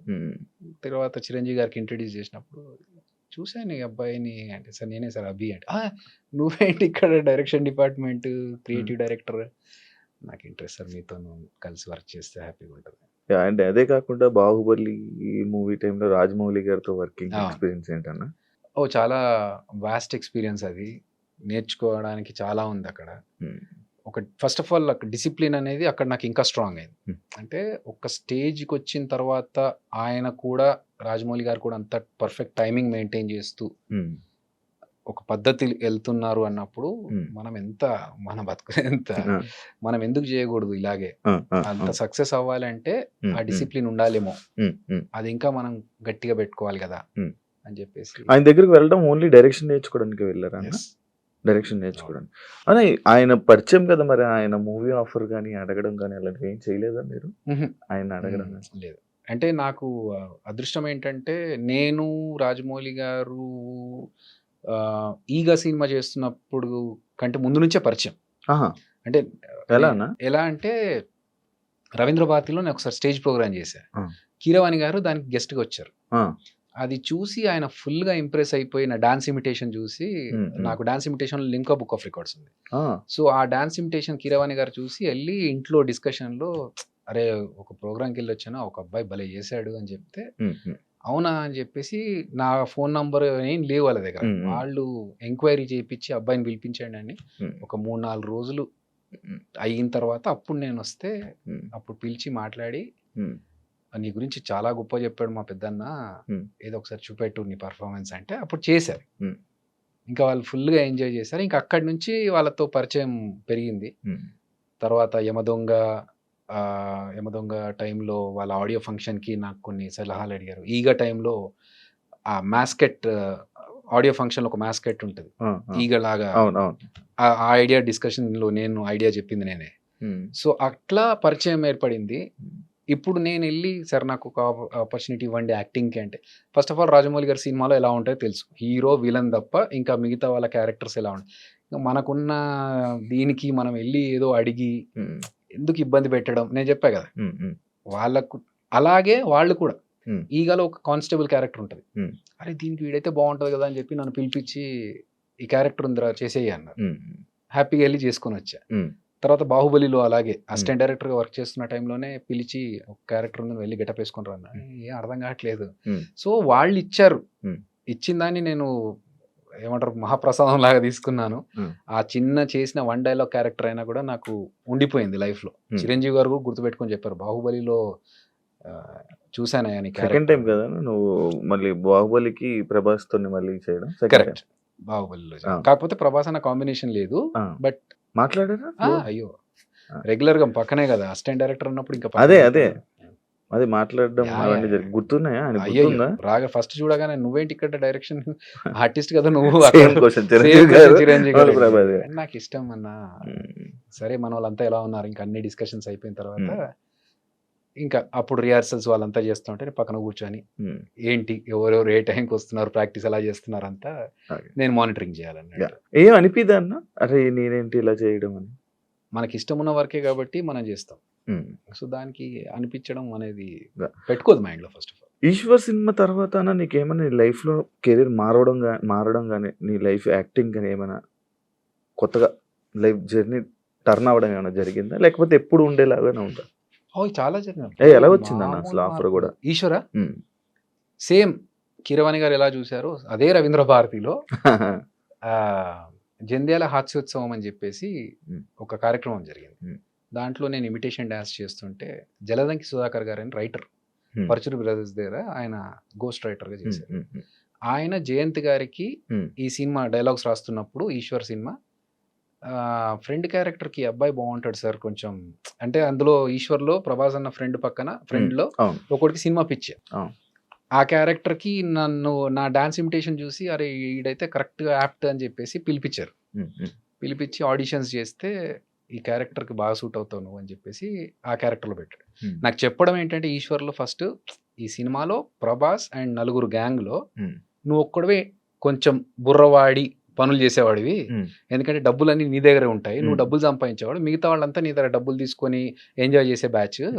సో ప్రభాస్ అన్నని ఏదన్నా అనగలిగే కెపాసిటీ నీకు ఒక్కడికి ఉంటుంది సినిమాలో అన్నట్టుగానే ఆ సినిమాలో హీరోయిన్ గురించి ఒక చిన్న సీన్ వచ్చినప్పుడు నేను తిట్టేస్తా, ఏంట్రా దాని వెంట పడుతున్నా ఊరుకురికే, నీకు పనేం లేదా అని చెప్పేసి. సో మిగతా వాళ్ళు ఎవరు అలా ఉండరు. నా క్యారెక్టర్ అలాంటిది.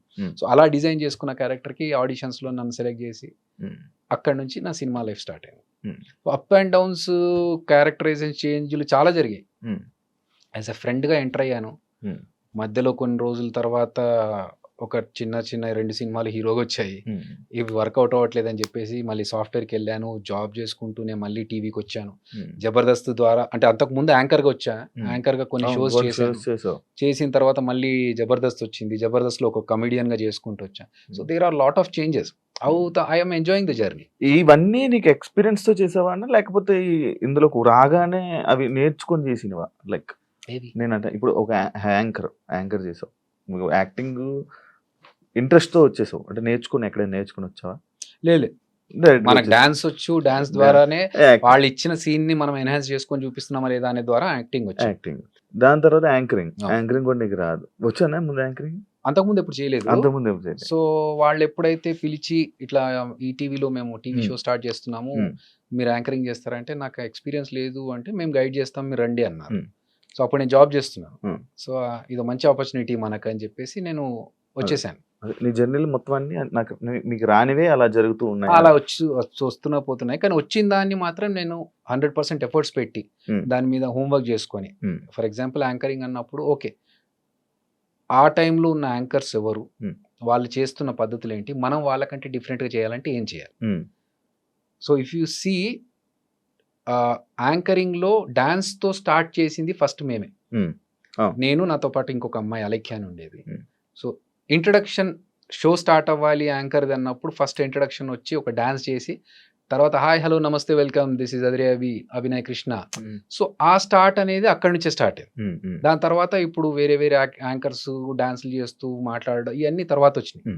కానీ అదొక ఓకే అప్పుడు లేదు, మేము కొత్తగా స్టార్ట్ చేయాలని ఒక యాంకర్ గా ఇంకేం చేయొచ్చు, ఒక బ్రేక్ చెప్పేటప్పుడు ఎలా చెప్పొచ్చు.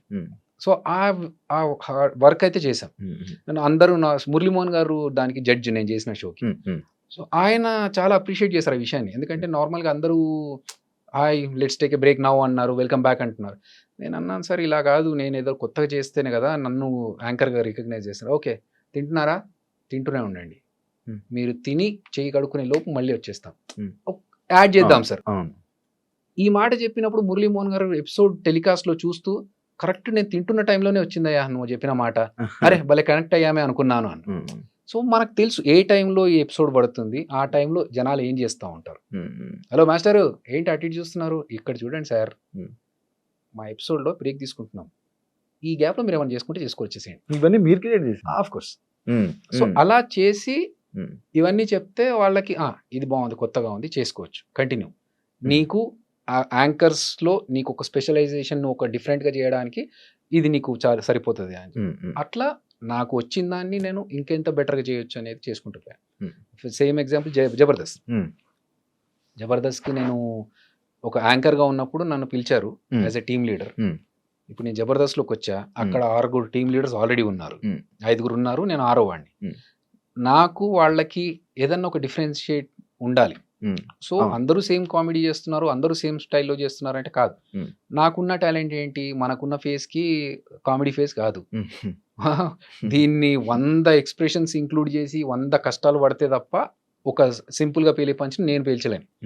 సో అలా ఉన్నప్పుడు నేను ఏం చేయాలి, ఇంకొక రకంగా ఎలా ఇంప్రెస్ చేయాలి అంటే ఓకే లెట్స్ థింక్ క్రియేటివ్. అట్లా ఆలోచించి జబర్దస్త్లో ఒక 10 క్రియేటివ్ థింగ్స్ నేను చేసినాయి నాకు గర్వంగా చెప్పుకోగలుగుతా. ఒకటి సెలబ్రిటీతో స్కిట్ చేయించడం ఫస్ట్ నేను చేశాను, తెలంగాణ శకుంతలమ్మతో చేశాను. దాని తర్వాత ఒక డిజిటల్ టీవీ పెట్టుకొని టీవీలోంచి ఒక పర్సన్ మాట్లాడుతూ ఉంటే బయట నుంచి నేను కౌంటర్స్ అది నేను చేశాను. తోలు బొమ్మలు చేశాను, తమిళ్ డబ్బింగ్ స్కిట్ చేశాను, వైట్ అండ్ వైట్ వేసుకొని ఒక రౌడీ షీటర్ ఎలా ఉంటాడు రియల్ ఎస్టేట్ అది నేను చేశాను, అలాద్దీన్ చేశాను, టామ్ అండ్ జెర్రీ చేసాం. ఈ మన స్కేట్స్ వేసుకొని ఫస్ట్ స్కిట్ చేసింది నేనే, ఓవర్ బోర్డు మీద స్కిట్ చేసింది. సో ఇలా ఎస్ నువ్వు నీ జబర్దస్త్లో ఏం పీకేవరా, నువ్వు ఎన్ని స్కిట్లు ఏం చేసావు, అసలు నీ స్కిట్లు ఏదైనా గుర్తున్నాయంటే ఎస్ నేను ఒక 10 కొత్త వేరియేషన్స్ ఇచ్చాను స్కిట్స్, ఆ సాటిస్ఫాక్షన్ చాలు. అంటే జీవితం గురించి మీ ఫిలాసఫీ ఏం చెప్తావా? మారుతూ ఉంటుంది బ్రో. జీవితం అంటే ఎక్స్పీరియన్స్తో పాటు మన ఒక ఫిలాసఫీ కానీ మన డెఫినిషన్స్ కానీ మారుతూ ఉంటాయి. ఉమ్, తెలిసిన వాళ్ళు ఎవరో టక్కున చనిపోయారు అనుకో, ఇంతే లైఫ్, ఉమ్, ఎప్పుడు ఉంటామో ఎప్పుడు పోతామో తెలియదు, ఉన్న రోజులు కరెక్ట్గా ఉండాలి, హ్యాపీగా ఉండాలి, ఉమ్, చేయాల్సినవన్నీ చేసేసుకోవాలి తొందరగా అనే ఒకటి ఉంటుంది. నేను మాత్రం ఫీల్ అయ్యేది ఏంటంటే మన వల్ల ఇంకొకటి బాధపడొద్దు. ఉమ్, మనం వాడిని సంతోష పెట్టకున్నా పర్లేదు కానీ ఉమ్, మన వల్ల ఇంకొకటి బాధపడకూడదు, ఇంకొకటి మోసం చేయకూడదు, ఉమ్, అప్పు తీసుకోవద్దు ఎవరి దగ్గర. ఉమ్. మన లైఫ్ మనం చేసుకుంటూ వెళ్ళిపోవాలి. అప్పు తీసుకోవడం తప్ప నా విషయంలో తప్పు. ఎందుకు? అదొక బర్డెన్. ఎందుకు? నువ్వు సంపాదించుకునే స్తోమత నీకు దేవుడు ఇచ్చినప్పుడు, నీకు కాళ్ళు చేతులు ఇచ్చి నువ్వు వర్క్ చేసుకునే కెపాసిటీ ఇచ్చినప్పుడు ఎందుకు నువ్వు ఇంకొకటి దగ్గర వెళ్తావు? అంటే అతను కష్టపడి సంపాదించుకున్నదే కదా, ఎందుకు అతని దగ్గరికి వెళ్ళి నువ్వు అడగడం? అంటే ఇప్పుడు సడన్ గా ఇబ్బంది వచ్చింది మనకి లైఫ్ లో, ఎందుకు వస్తుంది ఇబ్బంది? ఫర్ ఎగ్జాంపుల్ నేను కార్ కొనుక్కుంటా, కార్ కట్టడానికి డబ్బులు లేవు, ఈఎంఐ కట్టడానికి డబ్బులు లేవు. నాకు నా పరిస్థితి తెలుసుకొని కూడా నేను ఎందుకు కార్ కొనాలి? నేను ఈఎంఐ కట్టలేని పరిస్థితిలో ఉన్నప్పుడు నేను కార్ ఎందుకు కొనాలి? అలాంటి పరిస్థితుల్లో కార్ అమ్మేసుకోవాలి. వద్దు, బీ ప్రాక్టికల్ శివ. ఎందుకంటే అవతల పర్సన్, మనకి అప్పు ఇచ్చే పర్సన్ కూడా కష్టపడి అతను కూడా సంపాదించుకుంటేనే కదా, అతను ఆ కెపాసిటీ అతనికి ఉండి అతను చేసుకోగలుగుతున్నప్పుడు మనం ఎందుకు చేసుకోలేకపోతున్నాం? సో నేను కొన్ని పెట్టుకున్నాను అట్లా, ఎవరిని హర్ట్ చేయొద్దు, లేకపోతే మన వల్ల ఇంకొకటి బాధపడొద్దు, మన పని మనం చేసుకుంటూ పోవాలి. ఎందుకు వేరే వాళ్ళ దాంట్లో మ్యాటర్స్లో తలదూర్చడాలి? ఇవన్నీ ఫినాన్షియల్ ఓకే అన్న, ఐఎమ్ హ్యాపీ. సంపాదించుకున్నా, నేను కష్టపడి సంపాదించుకున్నా. ఎందుకంటే నాకు తెలుసు సినిమా ఇండస్ట్రీలో స్ట్రగుల్స్ ఉంటాయని. సో నేను వర్క్ చేశాను, డబుల్ షిఫ్ట్స్ చేశాను. మార్నింగ్ సాఫ్ట్వేర్ జాబ్ చేశాను, మధ్యలో ఈవెంట్స్ చేశాను, జబర్దస్త్ చేశాను. ఒక్కొక్కసారి ఎలాంటి పరిస్థితిలో ఉండేదంటే నైట్ 2 o'clock వరకు షూటింగ్ చేసి మళ్ళీ మార్నింగ్ 8 కల్లా ఆఫీస్కి వెళ్ళిపోతే, కళ్ళకి నిద్ర లేక ఇట్లా రెడ్గా అయిపోతే ఒక 10 నిమిషాలు బ్రేక్ తీసుకుందామని వెళ్ళి బాత్రూంలో కమోడ్ క్లోజ్ చేసుకొని బాత్రూంలో ఒక 10 నిమిషాలు పవర్ న్యాప్. చాలా సందర్భాల్లో కార్లో డ్రెస్ మార్చుకున్న సిచ్యువేషన్స్ ఉన్నాయి నాకు.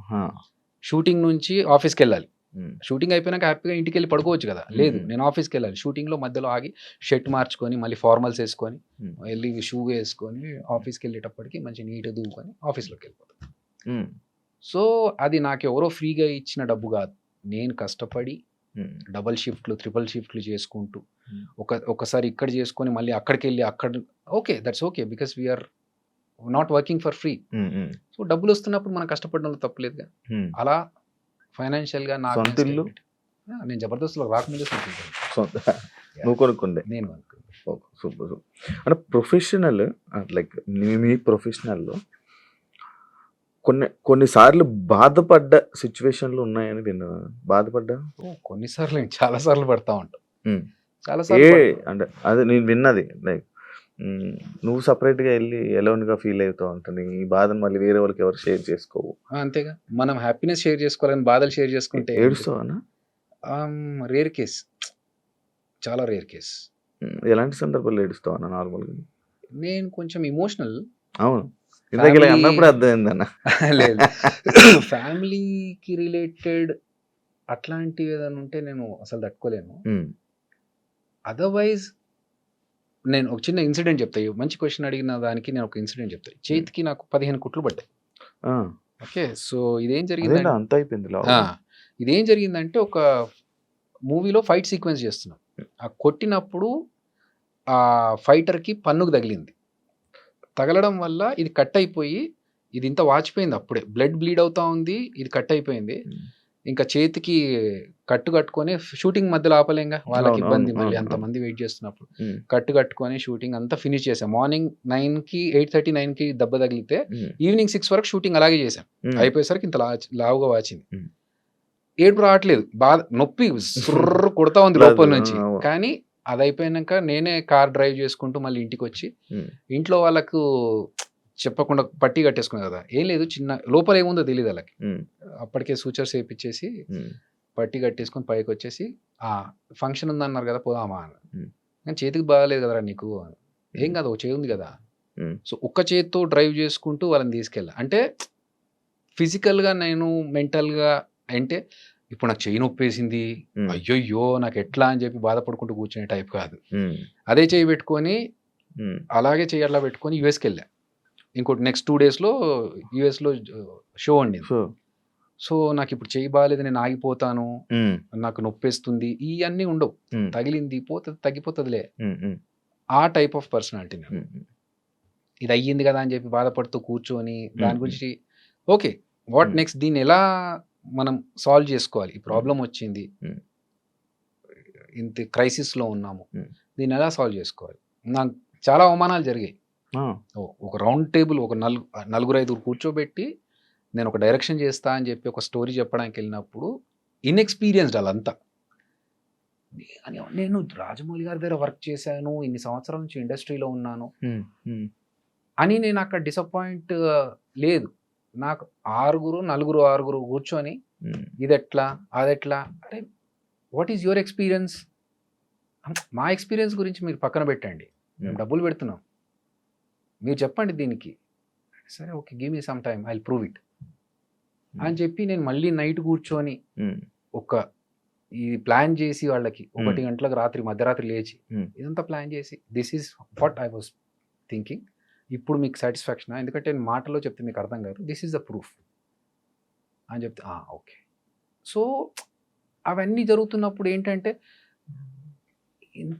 ఇంత పేరు సంపాదించుకొని ఇన్ని సంవత్సరాల నుంచి ఇండస్ట్రీలో ఉండి వాళ్ళు మాట్లాడుతుంది ఏంటంటే ఓకే, ఎలా నమ్మాలండి అంటే అదోకే, యాజ్ ఇఫ్ అసలు నీకు రాదు, నువ్వు వేస్ట్ అన్న రేంజ్లో మాట్లాడుతూ ఉంటే ఎంత బాధ అనిపిస్తూ ఉంటుంది. కానీ ఓకే, అది వాళ్ళ పాయింట్, మనం we have to prove. Jabardasth స్టార్టింగ్లో నేను 13 స్కిట్ల వరకు నేను కొట్టలేదు. నేను అమితాబ్ బచ్చన్ ఒక ఎగ్జాంపుల్గా తీసుకుని I always look at the positive side. Amitabh Bachchan కూడా 13 సినిమాలు హిట్ పడలేదు, అసలు నీ వాయిస్ ఏం వాయిస్ రా బాబు అని పంపించేసిన పర్సన్ అతను. తర్వాత ఈరోజు సూపర్ స్టార్ అయ్యాడు.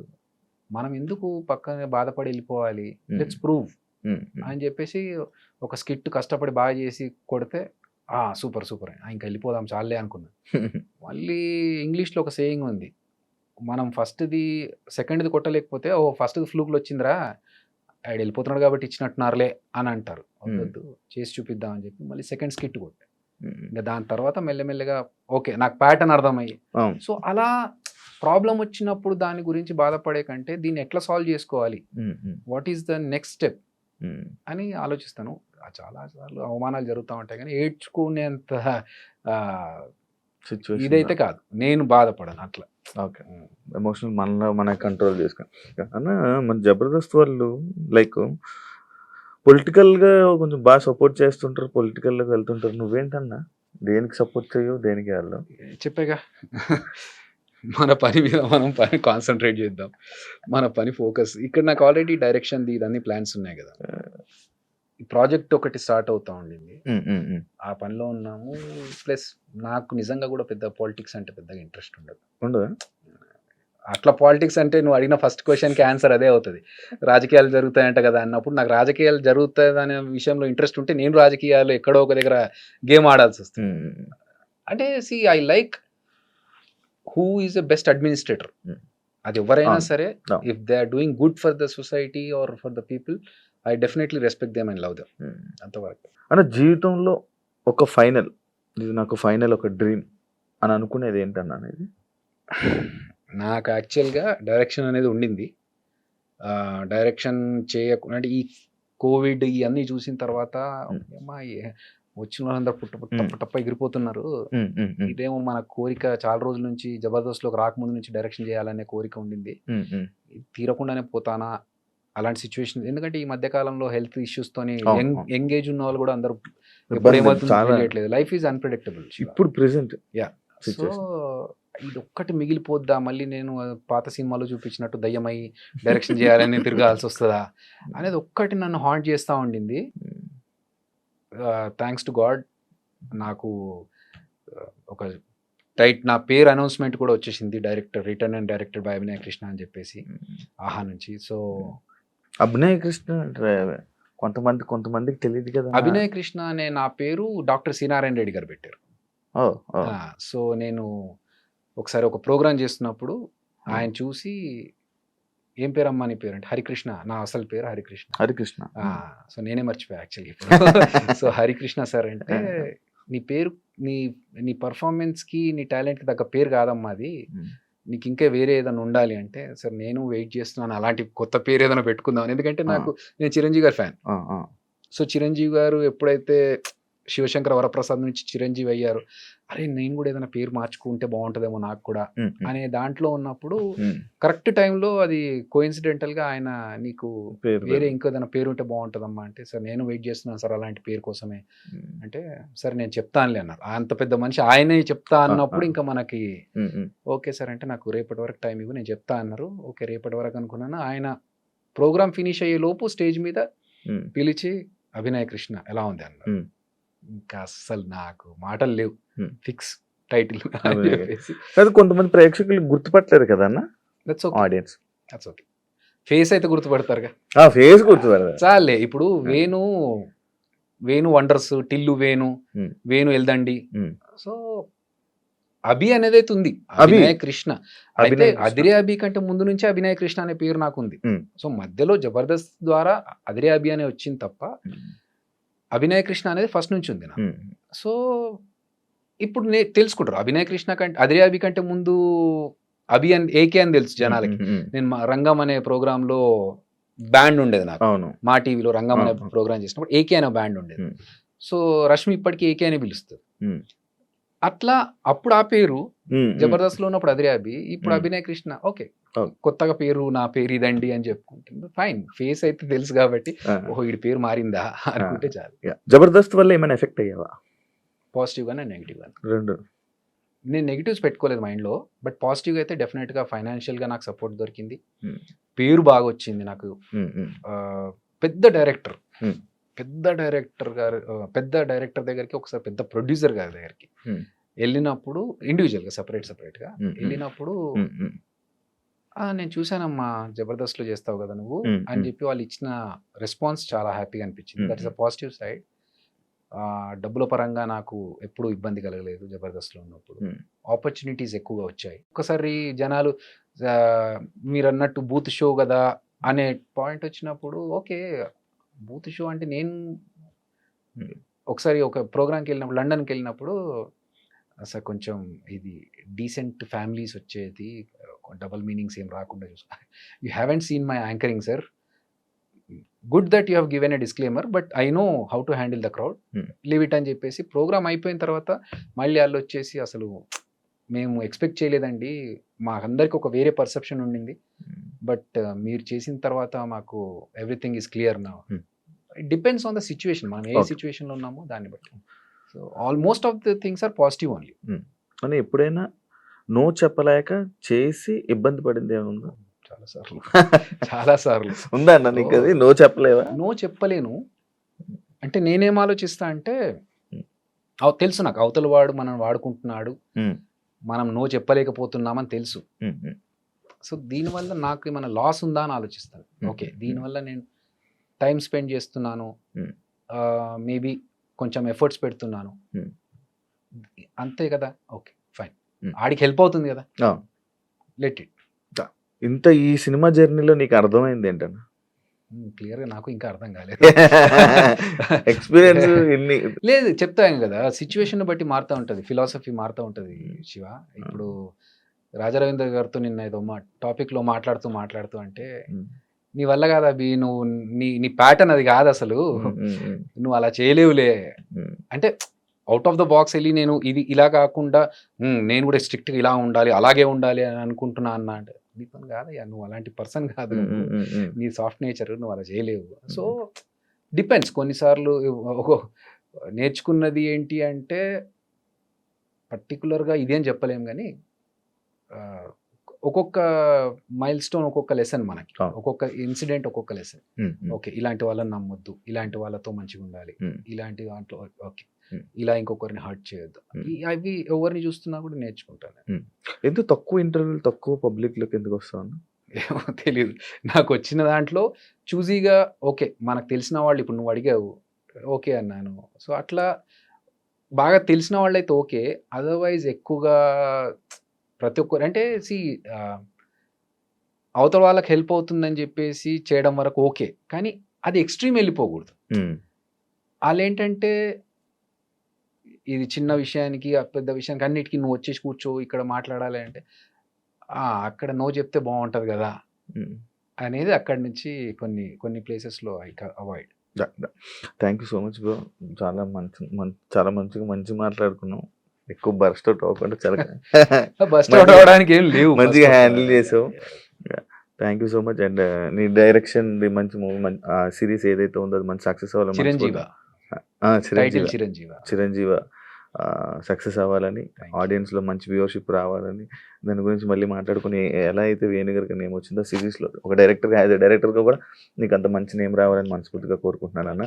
And all the best for your next projects. And అందులో నాకు కూడా ఒక అవకాశం ఇస్తాను. ముందు చెప్పావు కాబట్టి ప్లాన్ చేద్దాం. థ్యాంక్ యూ సో మచ్ అన్న. చూసారు కదా ఇంటర్వ్యూ. ఇంకో గెస్ట్తో మళ్ళీ మీ ముందుకు వస్తా. అంతవరకు